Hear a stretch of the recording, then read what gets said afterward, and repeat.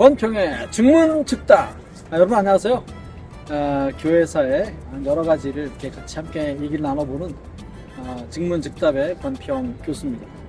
오늘은 아주 아름다운 곳에 오신 것 같은데 뒤에 있는 교회가 맞죠? 지난번에 한번 우리가 그 얘기 나눴었던 한경직 목사님께서 담임 목사로 초대 담임 목사로 섬기셨던 영락교회입니다. 그래서 여기는 영락교회 본당이 되겠습니다.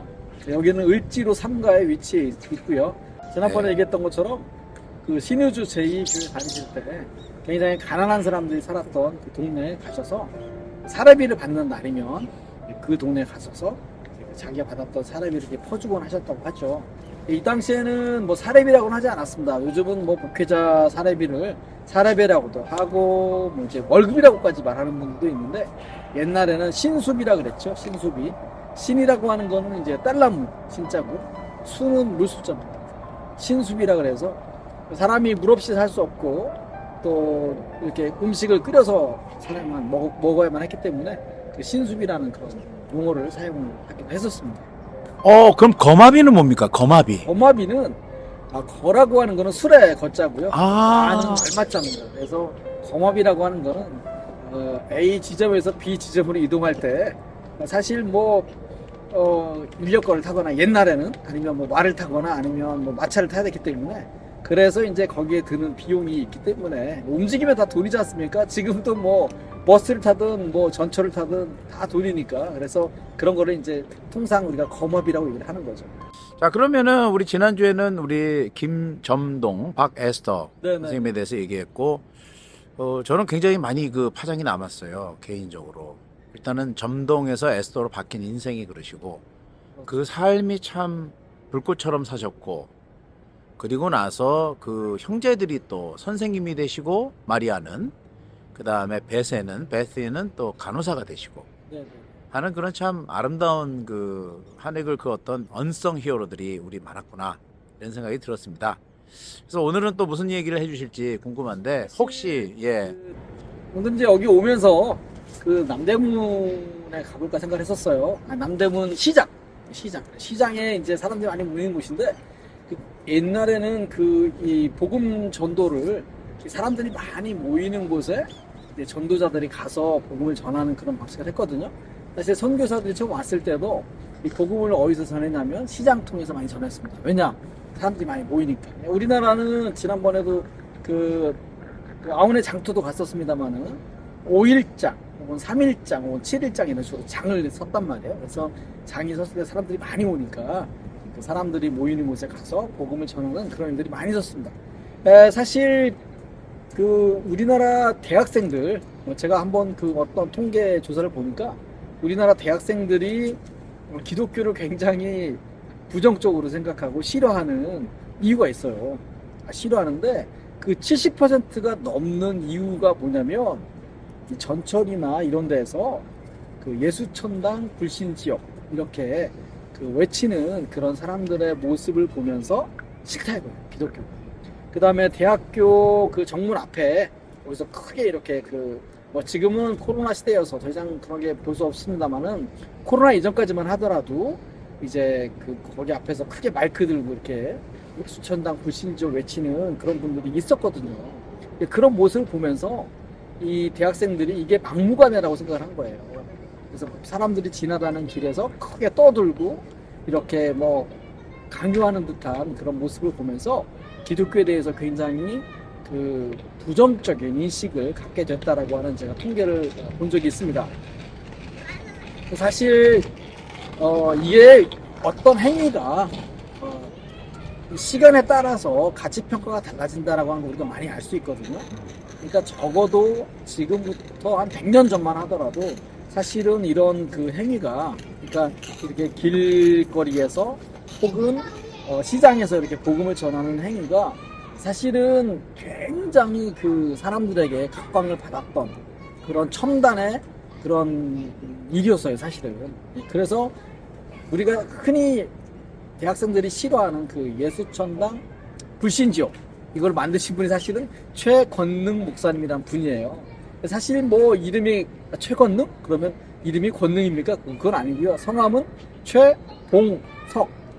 이신 그런 목사님이신데 이분이 이제 이런 전도 기법들을 굉장히 구체적으로 많이 만들어내셨다 이렇게 말할 수가 있겠습니다. 그래서 네, 오늘은 그 얘기를 해주셔서 그런지 몰라도 거의 시장통 같은 분위기가 연출돼서 뭐 너무 마음에 들고 이 교회에 저렇게 아이들이 막 뛰어놀고 하는 것이 상당히 좀 희망차게 저는 개인적으로 보여요. 물론 유튜브를 보시는 분들은 어떤지 모르겠지만 저희는 교회가 굉장히 조용할 거라고 생각하고 왔는데 그렇죠. 여기서 저렇게 애들이 막 그 저 스쿠터를 타고 하는 모습이 좋게 보이는데 말씀하신 것처럼 아마 그 시대에는 예수라는 말도 못 들어보신 분들이 많았을 것 같고 그렇죠. 그리고 천당이라는 거는 불교적 용어가 아니겠습니까? 그렇죠. 그러니까 어떤 불교의 내세관을 가졌던 분들에게 새로운 내생활을 주는 그러한 메시지가 슬로건이 아니었나 생각이 듭니다. 그래서 그렇죠. 예수 천당 불신 지옥 이런 거 했는데 이제 이 최봉석 목사님, 최권능 목사님이 그 신학교를 다녔어요. 1907년에 이제 이분이 신학교로 들어가셨는데 사실 이분은 몇 년생이시냐면 69년생이에요. 69년생. 아, 우리가 67년생인데요? 아, 그러십니까? 네. 예, 이분이 69년생이세요. 네. 딱 1869년에 태어나셨던 분이에요. 아, 저희보다 98살이 많으신 분이군요. 그런데 이분이 이제 그 1907년에 신학교를 가셨으니까 좀 늦게 가셨다고 볼 수도 있는 거죠. 30대 아하. 아래 이제 신학교를 가셨으니까. 1907년이면 대부흥 운동이 있을 때 아닙니까? 그때 신학교를 가셨어요. 그때 아. 입학하셨던 분인데 이분이 사실은 공부보다는 이렇게 그러니까 전도하고 사람들에게 하는 그런 일에 굉장히 그 관심과 그런 열정을 쏟았던 그런 분으로 그렇게 알려져 있습니다. 그래서 이제 예를 들면 이제 이런 에피소드가 있어요. 옛날에 그 평양신학교에서 가르쳤던 분 중에 사실 한국 교수는 많지 않았고 초기에는 뭐 거의 없었죠. 근데 이제 선교사들이 이제 신학을 가르쳤는데 아무래도 우리말이 좀 어눌할 수 있잖아요. 그렇죠. 그러다 보니까 학생들이 뭐 졸기도 하고 떠들기도 하고 그런 일이 있었나 봐요. 그러니까 이 선교사가 화가 나가지고 얘기한 거예요. 여러분 천국에 가겠습니까? 아니면 집으로 가겠습니까? 이렇게 한 거예요. 무슨 말이냐면 여러분 계속 그렇게 떠들다든가 그렇게 할 거면 그냥 집에 가라. 응? 공부하지 말아라. 그렇죠. 그런 아. 말을 이제 그렇게 표현을 했던 건데, 그래서 화가 나서 막 얘기를 하니까 한 학생이 손을 번쩍 들고 얘기한 거예요. 교수님, 저는 집에 갔다가 천국에 가겠습니다. 그분이 누구냐면 최봉석, 최권능 목사님으로 알려진 그분입니다. 아. 굉장히 그 재치가 있고 머리가 좋으셨던 분이 아닌가 그렇게 생각이 되고요. 근데 이제 공부는 그렇게 잘하지 못하셨나 봐요. 그래서 그렇게 기도하고 전도 열심히 하고 그랬는데 네. 기도하고 시험 봤는데도 성적이 별로 안 좋아서 남들 다 졸업할 때 졸업하지 못하고 3년 뒤에 졸업하는 이제 그런 일이 있었다는 그런 이 대목에서 이건 좀 우스갯소리지만 우리 권 박사님 공부 잘하셨는데 기도하고 공부를 시험을 잘 보신 적이 있습니까? 그런 경험이? 네, 뭐 기도하고 하면 더 잘 되죠. 그러면 개인적으로는 기도하면은 시험을 잘 볼 수 있다, 좋은 성적을 낼 수 있다는 것을 개인적으로는 믿으시나요? 아니면은? 저는 언제나 그 자리에 앉으면 기도를 했기 때문에 그래서 그 시험 보기 전에도 물론 당연히 기도를 다 언제나 했기 때문에 안 하고 본 적이 없어요. 그래서 그때 그 차이를 몰라요. 그러면 실험을 해보시려면 기도를 안 하고 시험을 한번 보시면 그렇죠. 그게 이제 차이를 일관되게 한번 막 방탕하게 사시다가 시험을 보실 때 과연 시험을 잘 볼 것이냐 뭐 이런 실험을 해볼 수밖에 없겠네요. 그렇죠. 네, 이런 거는 뭐 학생들에게 별로 도움은 될 것 같지 않습니다. 다만 확인한 바는 기도하고 공부를 열심히 하고 시험을 보면 잘 본다. 근데 이제 그런 재밌는 얘기도 많아요. 이 기도 많이 하셨던 분들 가운데 이제 시험 보기 전에도 뭐 산기도도 하고 막 그러는데 그런 얘기 우스갯소리 많죠. 근데 사실 아무것도 모르겠는 거예요. 뭐 헬라어 시험이라든가 그래서 성령도 헬라어 시험에는 어쩔 수가 없구나 하는 그런 우스갯소리들이 암암리에 많이 있죠. 근데 이제 우리가 그 인간이 노력해서 할 수 있는 일이 있는 거고 노력해서 할 수 없는 게 있는 건데 이제 그런 자기가 노력해서 하는 거를 이제 하나님에게 미루거나 성령에게 미루는 거는 좀 좋은 건 아니지 않나 라는 생각이 좀 들기도 합니다. 그렇죠. 뭐 저도 거기에 전적으로 동의하는데 특별한 경우에 하나님께서 노력으로 안 되는 부분을 여신다거나 그것도 이제 그런 아니죠. 부분들이 예를 많이 들면 있죠. 그 우리나라에서 이제 갔던 분 제가 누군지 정확하게 이름을 기억이 안 납니다만은 미국에 갔는데 영어를 거의 못해요.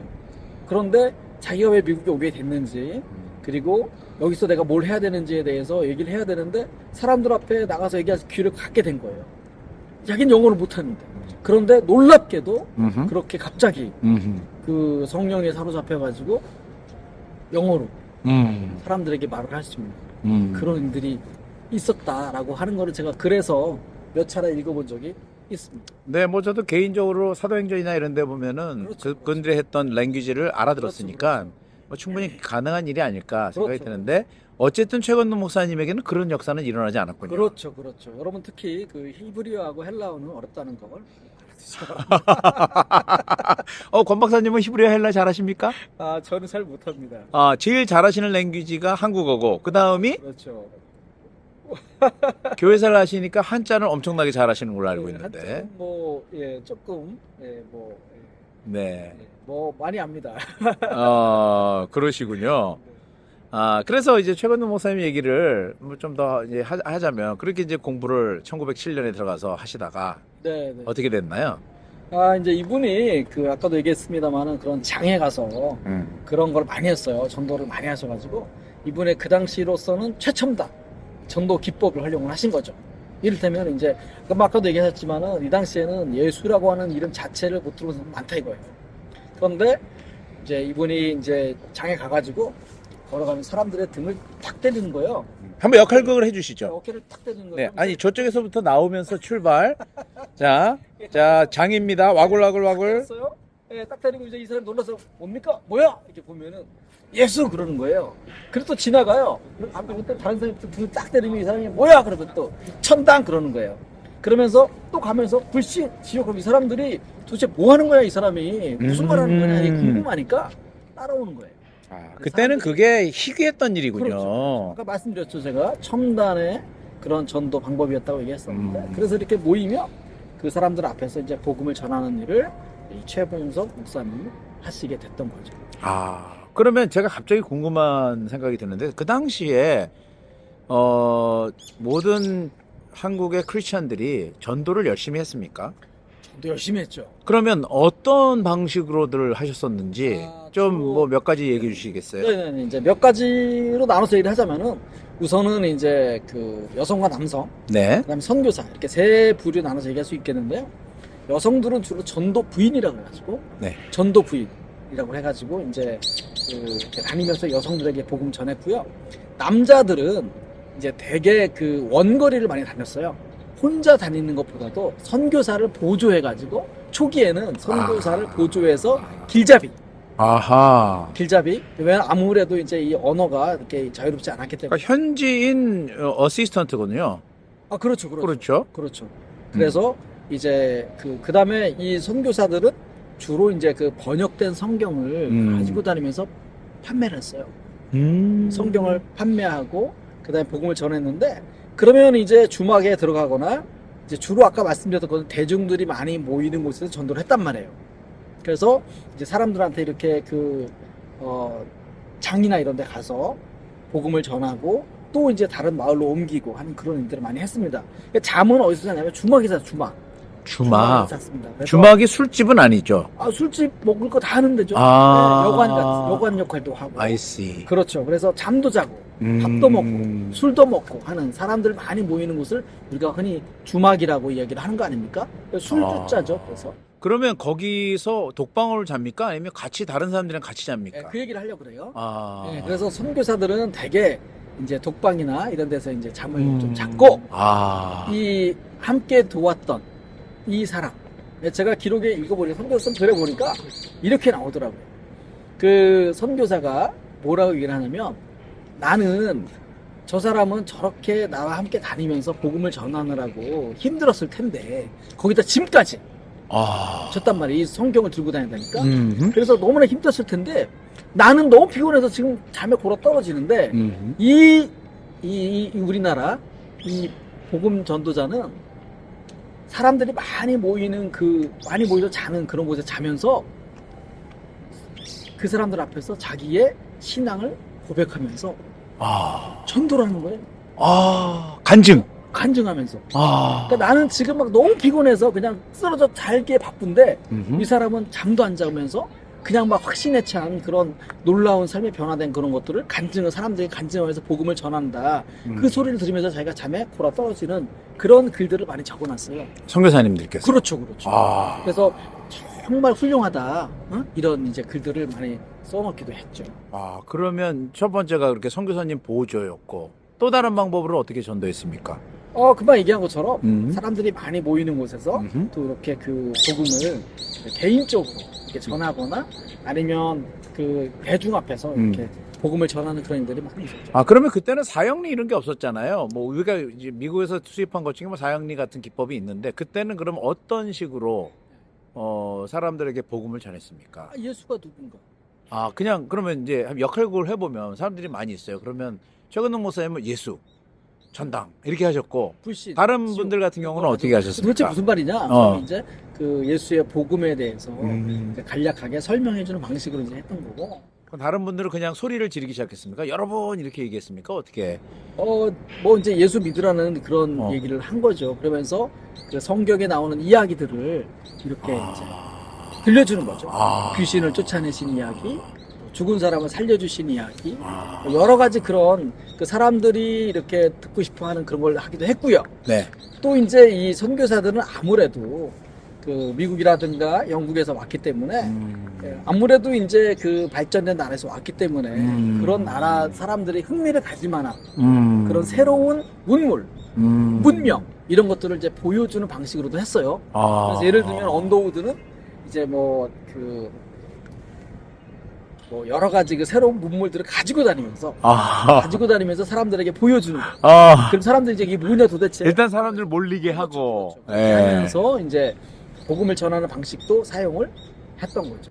일단은 이제 사랑방에서 많이 모였고 패턴이라는 거는 두 가지네요. 하나는 사람들이 흥미를 가질 만한 것을 그렇죠.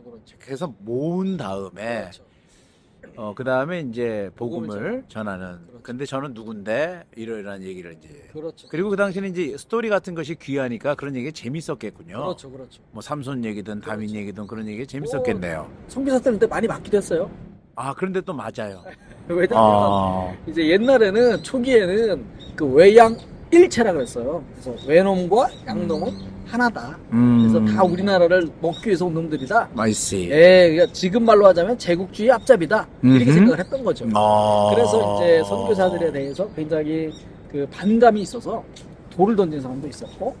얘기를 하는데 돌이 날라와요. 그렇죠. 테러네 그냥. 그렇죠. 그다음에 그 집에다가 이제 돌을 던져서 이제 쫓아내려고 했던 그런 사람들도 있었죠. 그러니까 안전한 환경에서 그 얘기를 전한 게 아니고, 네네네. 네, 굉장히 대부분은 안전한 환경이었지만, 그렇지 않은 경우들도 많이 있었다라고 하는 걸 얘기를 하는 거죠. 그런데 최건능 목사님이 그 당시에 첨단 기법을 들고 나온 것이군요. 그렇죠. 새로운 전도법. 그렇죠.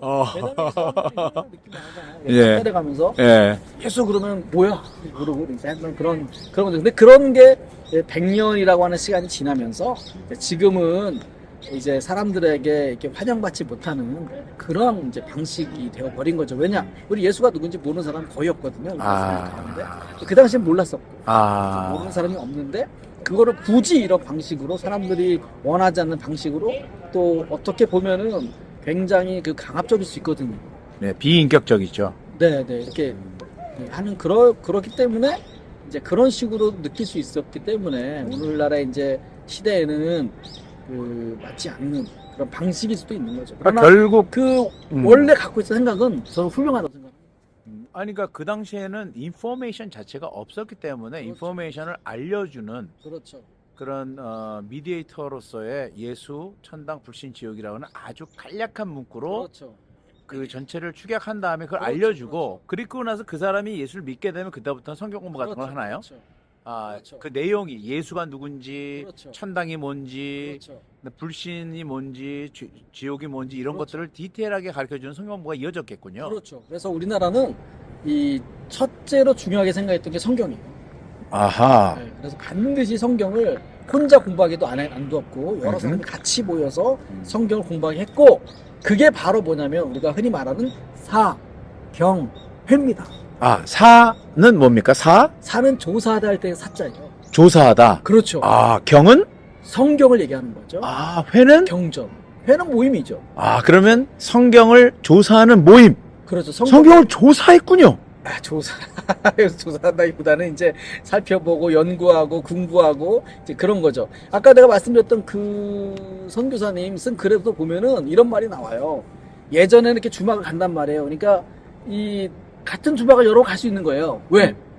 늘 코스가 이제 그 멀리까지 갔다 오는데 그 코스 들릴 수 있잖아요. 그 주막에 있는 사람이 예전에는 콧방귀도 안 꼈다 이거예요. 이제 궁금하긴 했지만 네. 그런데 어느 날 와가지고 나도 성경을 샀습니다라고 주막 주인이 이야기를 하는 거예요. 왜냐하면 그 당시에는 성경을 절대로 무료로 나눠주지 않았고 이유는? 돈을 받았어요. 그러니까 무료로 나눠주면 이 사람들이 가치를 모를 수 있잖아요. 절대 무료로 나눠주지 않았습니다. 그래서 언제나 돈을 받고 판매를 했단 말이에요. 그랬는데 어느 날 주막 주인이 나도 드디어 성경을 샀다고 자랑하는 거예요. 그래서 이걸 보면서 이 선교사가 마음속에 굉장히 큰 보람과 그런 걸 느꼈다고 하는 글을 제가 본 적이 있거든요. 그러니까 이런 걸 통해서 볼 때 성경이라고 하는 게 굉장히 중요한 우리나라에 있어서의 기독교의 가장 중요한 매체였다라고 하는 걸 알 수가 있는 거죠. 그러면 그 성경은 한글 성경이었겠죠? 그렇죠, 그렇죠. 그러면 사람들이 성경을 산 이유는 뭐였습니까? 아무래도 이제 당시가 일제 강점기에 들어가거나 이제 일제 강점기였는데 그럴 때 그 나라를 위하는 마음도 저는 있었다고 생각을 해요. 그러니까 어떻게 해서 저 외놈들이 저렇게 그 우리나라를 위협하고 끊임없이 그렇게 할 만큼의 힘을 가지고 수 있었을까라는 거를 이제 생각을 해보니까 그게 다 서양에서 들여온 문물을 받아들여서 먼저 받아들여서 그렇게 된 거라는 사실을 알게 된 거죠. 그래서 이제 이 사람들이 우리도 이 나라를 살리기 위해서는 좀 뭔가 새로운 학문과 새로운 어떤 그 문물을 받아들여야 된다라고 생각을 했을 때 그런 통로가 될 수 있는 건 유일한 길은 선교사들밖에 없었다 이거예요. 그래서 이제 그 기독교에 들어오는 사람들도 많이 있었다. 초기에 이렇게 말할 수도 있습니다. 결국 또 읽을 거리나 이런 것도 없었고 또 백성들의 언어로 된 책이었으니까 그렇죠, 그렇죠. 재미도 굉장히 있었겠네요. 그렇죠, 성경책이. 그렇죠. 예. 그래서 이제 그 사실 아까도 말씀드렸지만은 이 서양 사람들에 대해서 굉장히 그 좋지 않은 생각을 많이 가졌어요. 그래서 그 외양일체란 말도 했었죠. 그러다가 어느 순간에 변해요. 외양이체. 이체.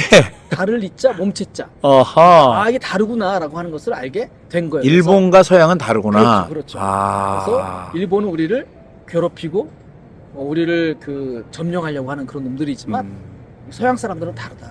이제 그런 데서 알게 된 게 뭐냐면 이제 의료, 교육, 그다음에 이런 것들이 굉장히 그 사람들에게 널리 이제 이롭게 만들어 준 거예요. 그러다 보니까 사람들의 생각이 많이 변화된 거예요. 그래서 외양 이체가 됐던 거고, 그래서 이제 병원이라든가 이런 게 많은 그런 역할을 했다는 것을 알 수가 있죠. 그래서 그 황현이라는 분이 매천야록이라는 책을 썼어요. 황현이라는 분이. 매천야록의 뜻은? 매천은 이분의 호예요. 호고 매천이 쓴 야록은 밤야자입니까? 아니 밤야자 아니고 들야자.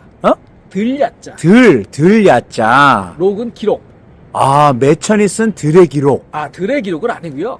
이 사람이 그 원래는 공부를 많이 한 분인데 네.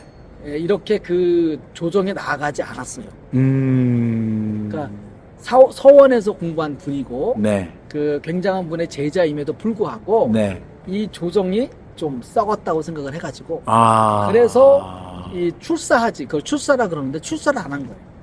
그러니까 관직에 나아가지 않았다는 뜻이죠. 않은 거죠. 그리고 그분이 이제 그 당시에 기록들을 많이 이제 모아가지고 만들어 놓은 게 매천야록이에요. 그러니까 나는 왜 우리가 그렇잖아요. 이렇게 관직에 나아간 사람과 음흠. 그냥 일반인으로서 살아가면서 이렇게 하는 사람인데 그 일반인으로 살아간다는 걸 우리가 들려자를 쓰는 거죠.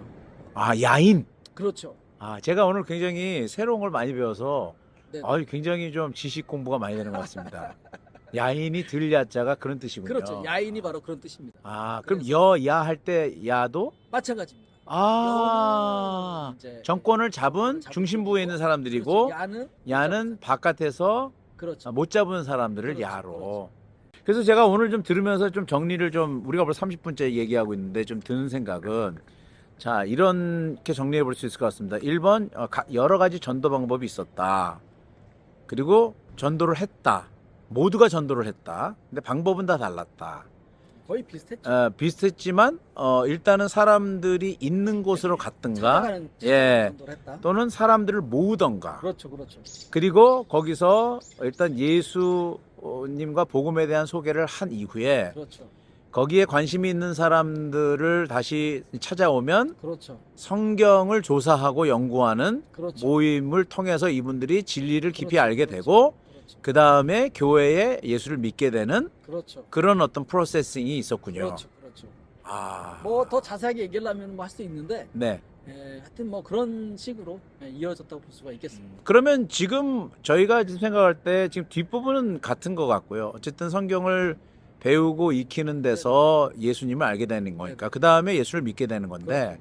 처음에 그 소개하는 방법이 시대에 따라 달라져야 된다 하는 그렇죠. 부분이 이제 저희가 어떻게 그걸 풀어가야 되는 숙제이군요. 그렇죠.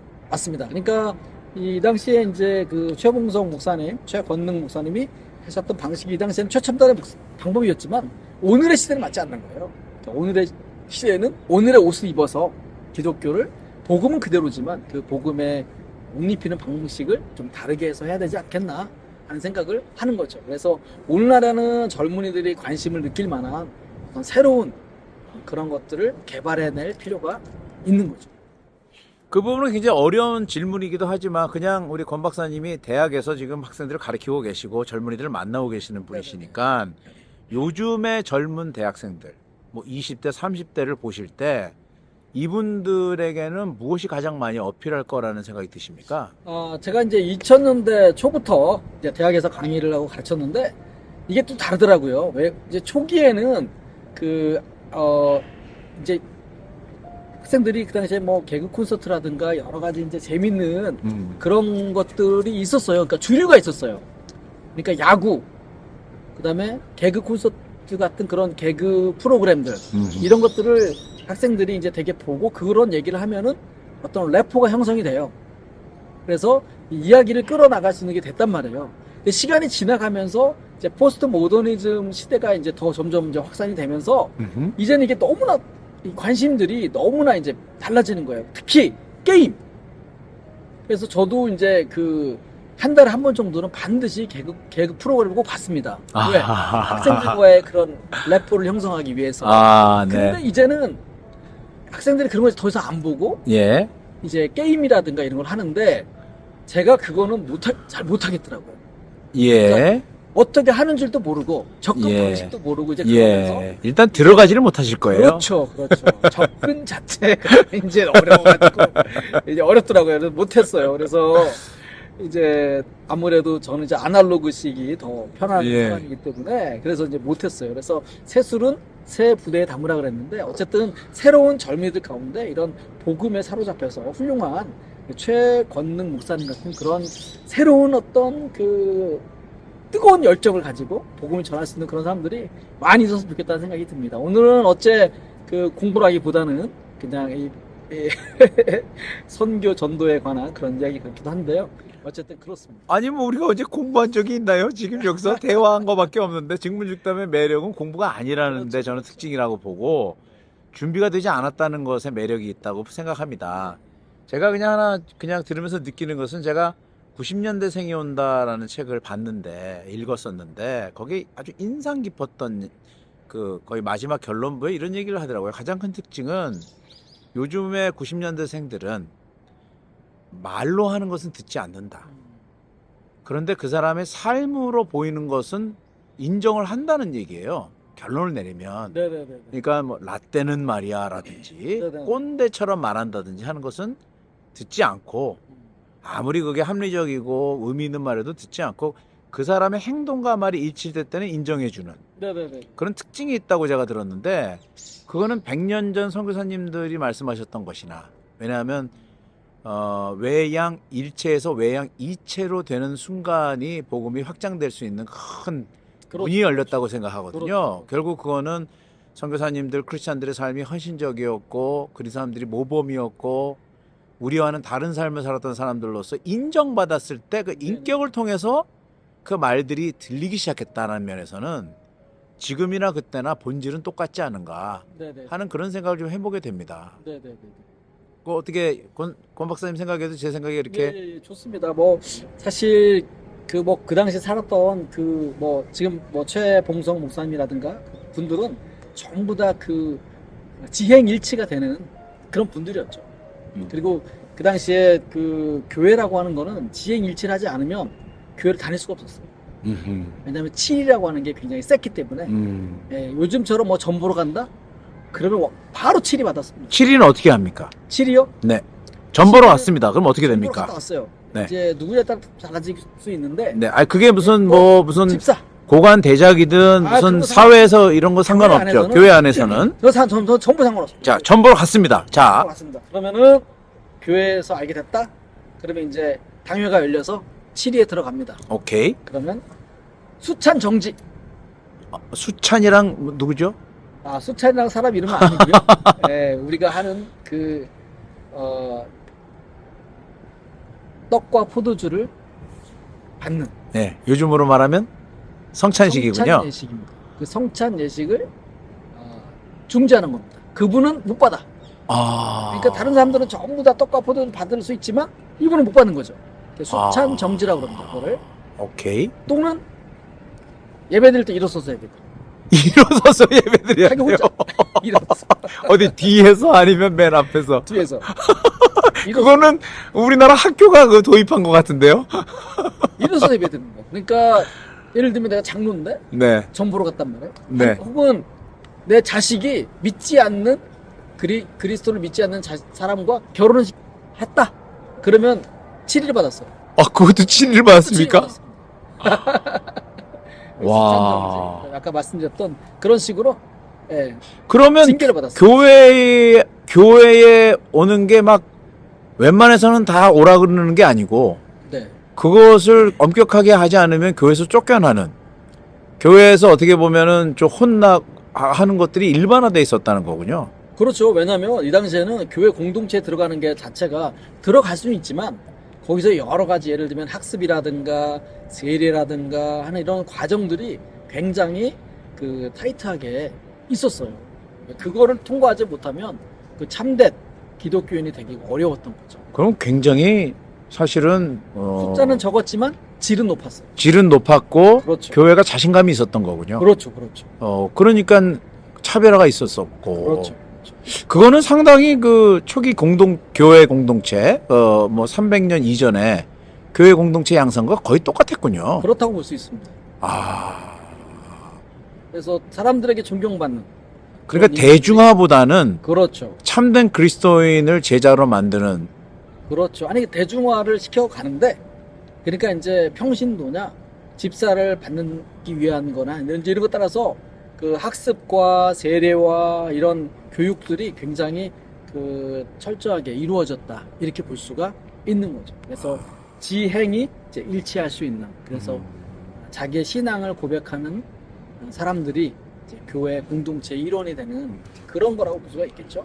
그러면 당시에 크리스찬에 대한 그 비기독교인들의 평가는 어떤 것들이었습니까? 대단했죠. 혹시 뭐 기억나는 구절이나 그 사람들의 말이나 그런 것들이 있습니까? 네. 뭐 어떻게 표현했습니까? 기독교인들에 대해서 굉장히 긍정적이었고, 특히나 이제 일제 강점 시대 들어가면 네. 그 일제가 기독교인들을 굉장히 두려워했어요. 그래서 이 사람들이 볼 때는 일제가 보기에는 기독교인들이 대단한 사람들이에요.